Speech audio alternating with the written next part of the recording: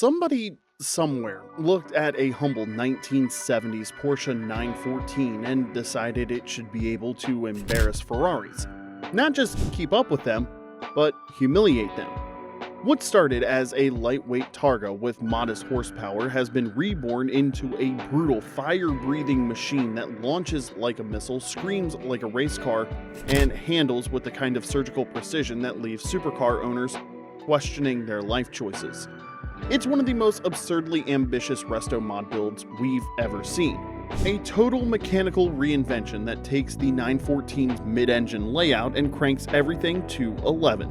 Modern suspension, monster power, aero that looks like it came straight out of Le Mans. This is no longer a vintage sports car, it's a weapon. But to fully appreciate how ridiculous this transformation is, you have to know where the 914 came from. The 914 was Porsche's weird cousin. Born in the 1970s as a love child between Volkswagen and Porsche, which already sounds like a German sitcom setup. Marked as an affordable entry-level option, it was the gateway drug to the 911 lineup, but it carried that awkward badge.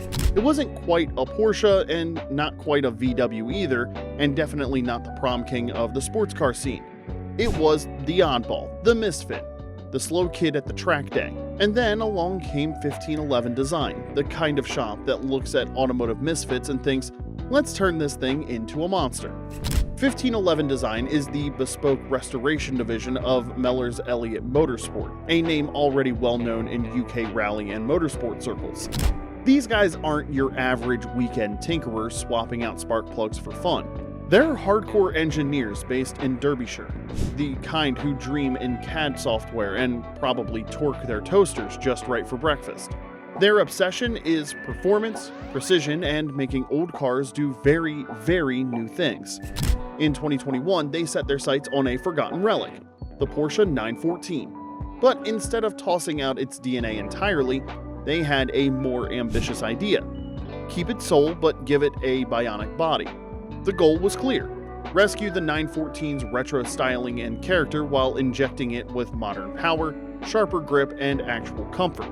You know, stuff that didn't make the cut back in the 1970s when fast was relative and refined meant your glove box didn't rattle. It wasn't just a design challenge, it was a statement.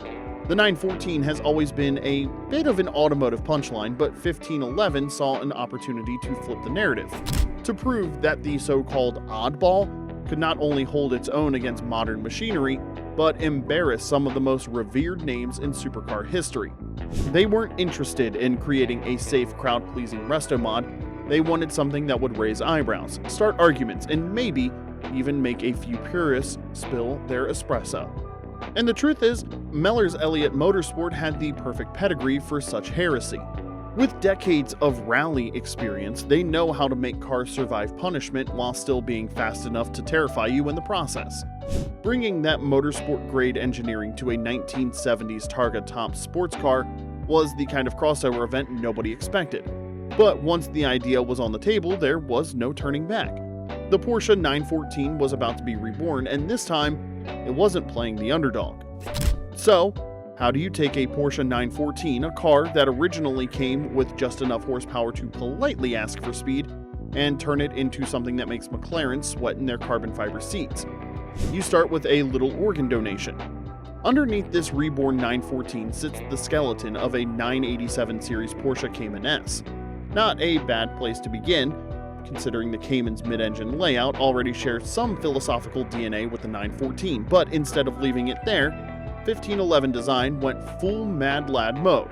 They dropped in a 3.8-liter flat 6 with an option for a 4.0-liter race-spec version if you're feeling especially unhinged or just tired of Teslas overtaking you silently. It's not just about engine size though. This thing's been built to take a punch and throw three back. We're talking forged pistons, uprated steel internals, and a life-racing ECU that probably has more processing power than your first laptop. The result is a snarling 380 to 400 horsepower, more than triple what a stock 914-6 ever managed back when it was still pretending to be fast. But here's where it gets really spicy. It only weighs about 975 to 1,000 kilograms. That's thanks to a body made from carbon fiber and a stripped-down structure that left every unnecessary ounce at the door. The power-to-weight ratio is so wild. It's nipping at the heels of proper supercars without needing a twin-turbo V8 or a PhD in launch control. Now, all that power would be utterly useless if the car handled like a shopping cart with a bad attitude. Thankfully, 1511 Design didn't just slap in a big engine and call it a day. They completely re-engineered the underpinnings to make sure this thing could actually use its newfound fury. First up is the suspension. They fitted Rager 3-way adjustable coilovers. Yeah, the same kind you'd find on hardcore World Rally Championship cars. That means the 914 can be dialed in for just about anything. Backroad blasting, track day heroics, or tiptoeing around potholes with smug precision. It also rides on Cayman-derived mounting points, all bolted into a reinforced T45 tubular steel chassis. So not only does it handle sharper, it's built like a miniature tank on race shoes. And when it's time to slow the madness down, this thing doesn't flinch. It's equipped with Brembo 4-piston calipers, cross-drilled ventilated discs, and an AP racing pedal box that gives your foot a direct line to god-level stopping power. Honestly, you'd need to work hard to not stop on a dime. But here's the thing. This isn't just about raw grip or braking force. The magic is in how it feels. The steering is quick but never nervous. The body control is taut without rattling your fillings loose, and the chassis communicates like it's whispering secrets through the seat base. That rally-bred suspension soaks up bumps with the kind of composure you just don't expect from something this light, yet it still keeps the car flat and planted when you're carving up a corner. It's the kind of setup that makes you invent excuses to drive. Your errands suddenly take the long way, and just one more lap becomes a lifestyle. In other words, 1511 didn't just give the 914 more muscle, they gave it the legs, lungs, and reflexes to dance with the best of them. You know how some glow-ups completely erase the past while others just elevate it?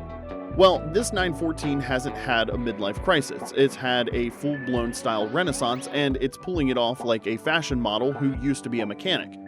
Visually, it still keeps that unmistakable 914 silhouette, the low-slung wedge shape that screams 1970s European oddball, but don't be fooled. Every panel's been reimagined in carbon fiber, giving it a wider, meaner stance that finally matches the power under the hood. The bumpers and hood have been redesigned to accommodate the Cayman's cooling systems, but they still blend into the original design language like they've always belonged there.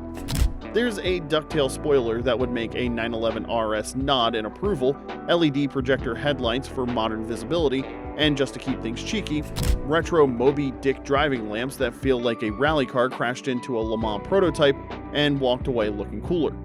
Step inside and the vibe continues. Equal parts retro charm and race-bred intent. You get bespoke leather and Alcantara everywhere, because suede makes everything faster obviously.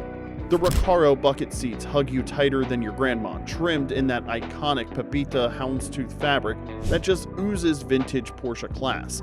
They've even redesigned the bulkhead to give taller drivers more legroom, so yes, tall people can finally daily a 914 without folding themselves like origami. And the finishing touches? A woodshift knob, a classic-style head unit, and just enough modern comforts to remind you this is a 2020s machine, not something parked behind a barn. Okay, so it looks cool and sounds like thunder, but how does it actually drive? Well, according to the folks lucky enough to get seat time, including Top Gear and Haggerty, this thing absolutely delivers. Reviewers have raved about its crisp handling, lively steering, and an immediate throttle response that hits like a shot of espresso straight to the bloodstream. But here's the kicker. It's not some twitchy, bone-rattling track monster. Despite all the raw performance packed into its frame, it somehow manages to feel surprisingly refined, like actually pleasant to drive. Who saw that coming? One review even put it this way. It's the refinement and comfort of a modern Cayman with the directness of a Lotus Evora, which is basically like saying it's as smooth as it is savage. You could daily this thing, or at least pretend you're going to, before you end up taking the long way to literally every destination. Even the internet's toughest crowd, Reddit, wasn't mad. One user summed up the general sentiment, quote, "This is fantastic. Built on a Cayman chassis and a 400 horsepower engine, I bet it's an amazing ride, and if Reddit agrees on something, It's either a miracle or the car's actually that good. The bottom line is this isn't some novelty build meant to sit under museum lights. It's a full-on driver's car built to be driven hard, fast, and often, preferably while grinning like a maniac. Now, before you start looking under your couch cushions for spare change, let's talk numbers. Because turning a Porsche 914 into a carbon-clad supercar slayer doesn't come cheap. 1511 Design officially opened the order books in 2023, and yes, this isn't a one-size-fits-all situation. Buyers can customize everything from paint and trim to whether they want it in left or right-handed drive.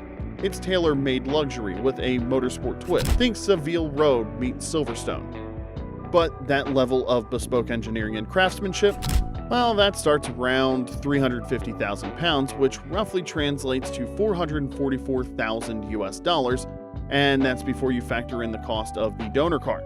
Throw in all the possible upgrades and personal touches, and you're looking at a final build price in the neighborhood of $480,000 or more.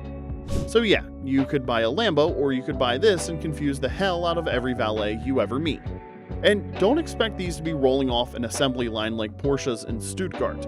Production is limited to just 50 units, with a few potential one-off builds for the truly obsessive.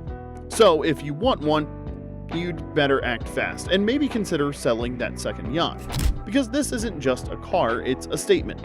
A wildly expensive, wonderfully absurd, and brutally fast statement.